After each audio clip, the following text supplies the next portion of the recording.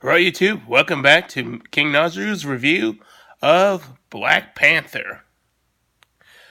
So, I went to go see Black Panther Saturday with my dad.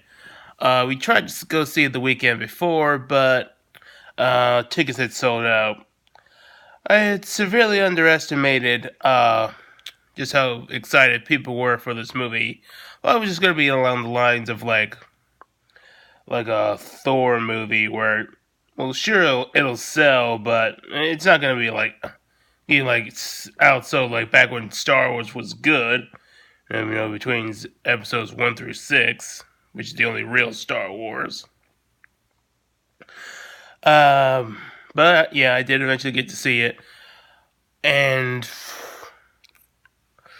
basically, Black Panther is talk basically discusses his role as king, his culture, and basically how is society in the world ready to learn just how great Wakanda truly is? Because everybody in the world thinks Wakanda is just this third world country that just having to stumble upon vibranium, which is like it's this indestructible metal that Captain America's shield is made of. Although in the comics, it's also made of adamantium. Then again, Disney did just buy 20th Century Fox, and they technically do now have the rights to X-Men, so they could implement adamantium to the X-Men. To the Marvel Cinematic Universe. That's beside the point. But turns out Wakanda is a lot more advanced than people realize. In fact, it's the most advanced civilization in the world, which a lot of people would know if they read the comics. Um, and we pretty much get to see Black Panther protect his people from terrorists or um, poachers and what have you. And we even get to see him fight weapons arms dealers, which leads into the main antagonist, Killmonger. Now, what I liked about Killmonger is that he actually has some more depth than most of the MCU villains. He's doing his motivation is basically vengeance, and because he feels like his people have been wronged, which is African American people wronged by society, um, living in the ghetto, being oppressed, and blah blah blah.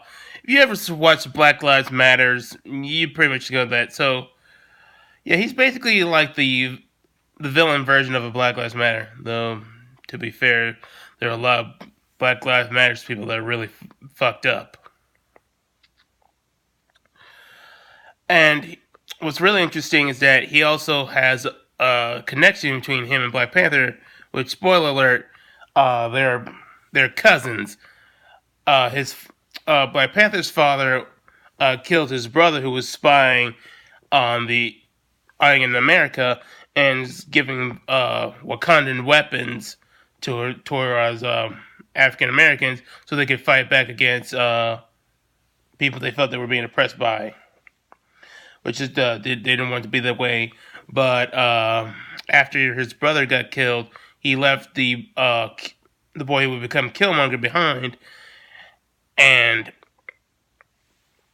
he felt betrayed by his people, and he wants to do things that he thinks is right. So he proceeds to challenge Black Panther for the mantle, and that's pretty much where the story goes. Now, it does sound somewhat familiar. You kind of see this has a bit of an inspiration of like the Lion King. So yeah, I guess that probably explains it. Africans, a feud between siblings or cousins, as it were.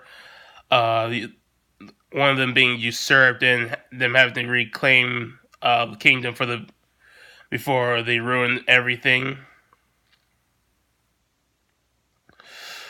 So yeah, honestly, I did like Killmonger. He did have some good motivations. He wasn't just being evil for the sake of evil or just being motivated by greed or blah blah blah. So this was a nice step in the right direction. I did like the culture of Wakanda. You felt like they did have a lot of traditions. They had multiple tribes. It felt very Game of Thrones like. Um, Except they were more united. They actually, you have to like, if you want to be like the earn the Black Panther mantle, you gotta do certain trials and earn the tribe's respect. And I also did like some of the technology that the Black Panther used, which was invented by his sister, if I recall. So many things like nanite technologies, sonic bombs, and all these other crazy inventions. Um, Now, if there was into some negatives, one thing that I was concerned about was before watching this movie, I heard that this movie kind of had some SJW things towards it. And while I was watching it, I can kind of agree. I can kind of agree with it. Remember, Killmonger is basically a Black Lives Matters person. Um, there was also um, Killmonger's group that supported his ideals and wanted to have Wakanda militarize black people so that they can fight back. They're all men, and the people that supported Black Panther and just leave the rest of the society alone and just keep the Wakandans' natural ways of just being secluded, so it won't fall into the wrong hands. That's was all. Black Panther's team was mostly filled with women, and the only men that were there was from an outside tribe. So, yeah, I could kind of see that there's a little bit of an SJW thing. Also, some of the also Black Panther was preaching that they didn't get involved with the outside world because they didn't want outsiders inside Wakanda and try to get their hands on their technology and ruin their culture. And very exclusionary. Kind of these are kind of like the similar politics like Donald Trump has been preaching. Though I suppose Black Panther is basically telling the same thing, but basically in a more rational way. And he's given at least more reasonable motivation as to why he's believed these sort of things, as he's just respecting the traditions of his ancestors, and he doesn't want his country to fall apart because there are legitimate people who would do it that way. Outside of Donald, I suppose Donald Trump is just being mostly xenophobic. So yeah, there's a tad bit of hypocrisy with there. Uh, and it did, and the going back to um, going back to the whole Black Panther having a whole female army that supported him. So yeah, that did kind of seem like a feminist agenda, especially when all the females beat all the men that sided with Killmonger, which was pretty much the whole group.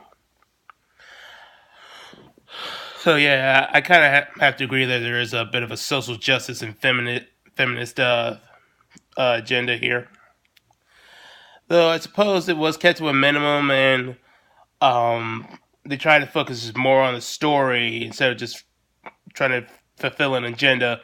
Unlike say like something like Star Wars: The Last Jedi, which is or the rest of the sequel trilogy that just tried to fill like a SJW feminist agenda. So I was actually able to bear with it. So all in all, really did enjoy Black Panther. Felt it was one of the good MCU movies that because I I didn't want to see Thor Ragnarok because uh, it was taking a story about Planet Hulk which is my favorite Incredible Hulk stories, and incorporated into the Thor story, and I didn't like that. And out of respect for that, for Planet Hulk, I never go to see Thor Ragnarok. Plus, for some of the things I've heard, I'm not too fond of what they did in Thor Ragnarok, so it's better I just not watch that movie. Uh, so all in all, I'm gonna give Black Panther an 8.5 out of 10. Really good story, really good action, uh, really good characters. Um, Minus is that it could have done without the SGW thing. It would have been nice if some of the males in Black Panther's kingdom did side with him. But I don't know, really good movie. I'm not gonna see Ant-Man and Wasp, so I guess I'll just go see Avengers 3 whenever that comes out.